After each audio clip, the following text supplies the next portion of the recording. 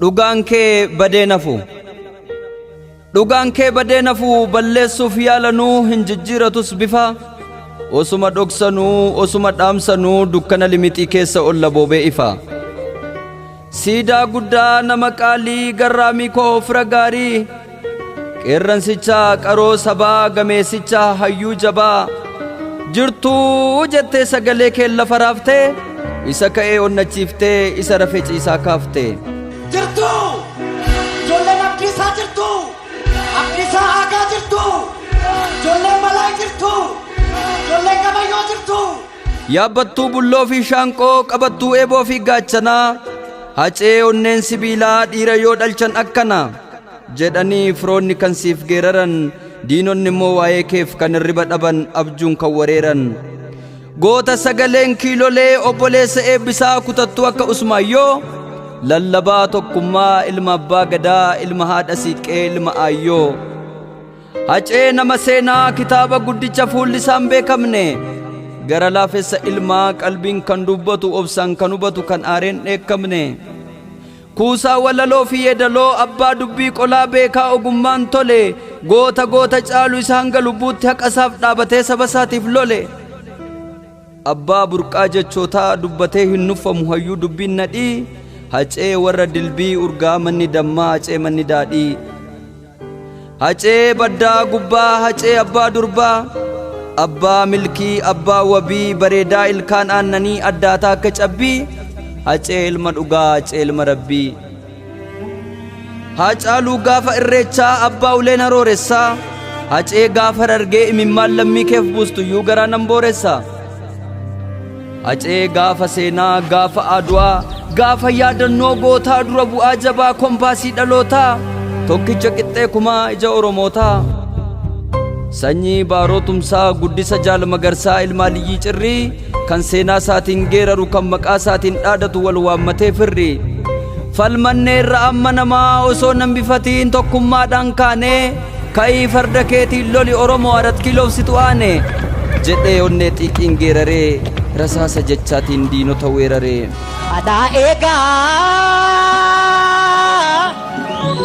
Alaa eegaa kinabjooti nabjuun taane kaafadhu farda kee loli 4 kiloofsitu aane.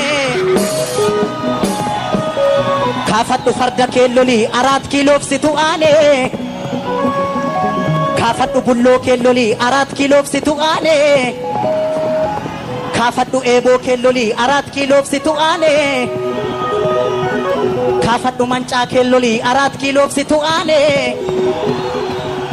4 kiloofsitu aane. 4 kiloofsitu aane. Anaa nyaatu yaa hacee anaa nyaatu goota koo hacee ilma haqaa. Ati tokko mitim kumaan qabdaan maqaa. Goota sanyii leencaa qeerransa ija abiddaa ilma warra looreetii.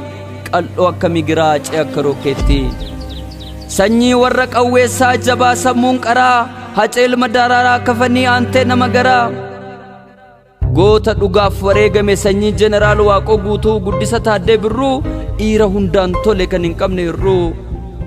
Jaalalaan warra elemoo qilxuu iciitiin ilma Hajii Adamsaadoo. Ogummaadhaan warra Dooktora Ilee Fidaa gootummaadhaan ilma Baalchaa Saafoo. Onneedhaan sanyii Bakar Waaree gara kuteessa ilma Abdiisaa Aagaa. Guddisaa Lamuu Qixxeessaa gootummaa kee addunyaatu siif ragaa.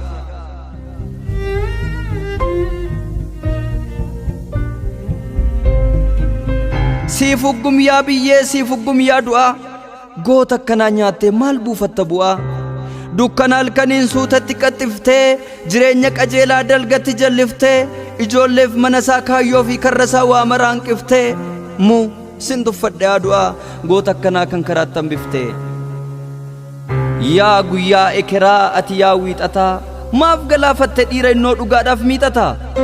Siif hin malu goota koo jireenyi saanduqa keessaa goota baddaa liiban hacee ilma hundeessaa. Geerartee xiiqeffattee Oromootti seexaa hortee akkamiin duuti salphoon akkamiin duuti fafeen jireenya kee qortee.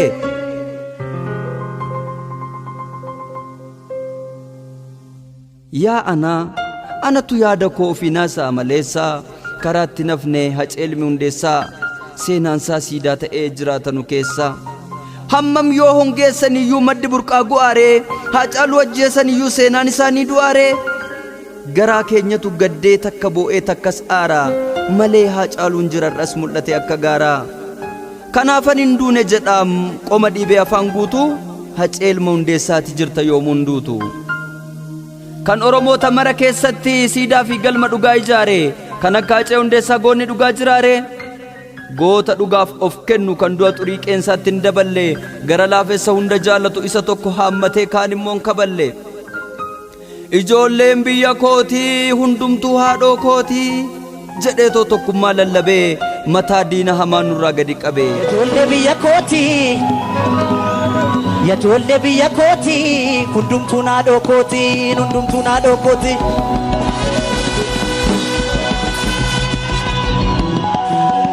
jabaa gaafa xiiqii jabaa guyyaa giitii leenca sabaaf lolu yoo jireenyaa malee silaasiif duutin tolu gaachanaa fi eeboo sabaa sororsaa fira dabaa kitaaba seenaa guddaa itti beekaa gaafa hundaa mul'anni kee dheeraadha akka risaa fagootti argita ati nama haqaati biyyee miti dhagaarrattuun margita ati ilma paartii miti dhugaadhaaf dhaabatte gandaaf hin dubbanne Oromoof falmatte kanaaf si jaalannaa kanaaf siif gaddine maasiin kee sanyii malee aramaan margine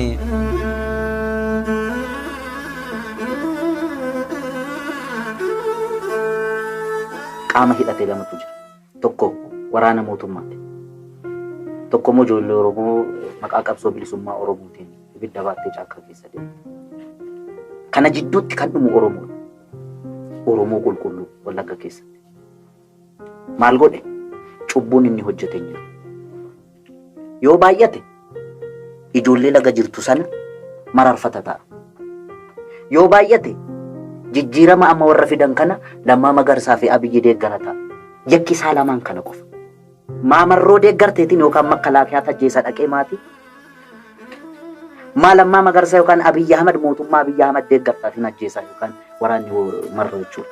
Allayyaa mokorii daangaanya marga'u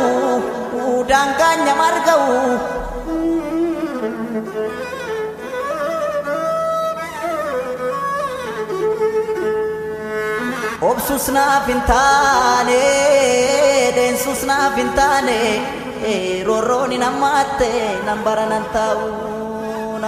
taa'u anaa nyaatu hayyuu koo anaa nyaatu goota koo kan si galaafate gowwaa sammuun deege ati yoomuu goota sabaaf duule dhiira biyyaaf of wareege si yaadanna yoomuu ni jiraattanu keessaa goota ija barbadaa Hacee Ilma Hundeessaa obboleessa jaagamaa badhaanee kan sabaaf dabarsee of laatu dhiigaa fi lafeen kee dhalootaaf dungoo injifannoo haa taatu atin duune goota koo ni hirkatte maleessaa ati jirta ammayyuu Hacee Ilma Hundeessaa waadaa siif seennaa obbolaan kee martinuu kaayyoon kee galma ga'ee akka ijaan arginu ijoollee kee guddifnee bakka kee buufannaa seenaati nuuf keesse galmee seenaa irratti kuufannaa qabsoof mul'ata kee baannee laga gamaan ceesifna maqaa fi hojii kee dhalootatti beeksifna waan ati eegalte hin gannu karaatti yoomuu si yaadanna bara amma baraatti Agayya 2020 Gincii Abeebee Haceen waxabajjii bara 2020 wareegame ture yeroo sana ani hanga ji'oota 2 oliif kitaabota dubbisuu fi waa biraa yaaduu hin dandeenye waa'ee isaa qofatu keessa koo deddeebi'a ture walaloo kana ji'a hagayyaa bara 2020 gara xumuraarra miiricha keessa taa'een barreesse sabni Oromoo gootota hedduu biqilcheera anis seenaa gootota Oromoo hedduu dhagaan guddadhe kitaabota seenaarraas dubbiseera gootummaa caaluu garuu ija kootiin nan arge hamma jedhe ga'uusaas ana qofa osoo hin taane miliyoononni ragaadha Haceen kaleessa Abdiisaa Agaa fi Baalchaa Saafoof waltajjii qopheessee seenaa isaanii geerarsaan addunyaatti himaa ture har'ammoo dhaloonni kun dabareessaa seenaa ceetarreessee dhaloota fuulduraatiif himuu qaba silaa goota kanaaf waa hedduutu barreeffamaaf waa hedduutu sirbamaaf ani garuu isa madaaluu baatus hammuma dandeettii koo walaloo xiqqoo kana yaadannoo isaaf gumaacheera walaloon koo kun barsiisa haqaa fi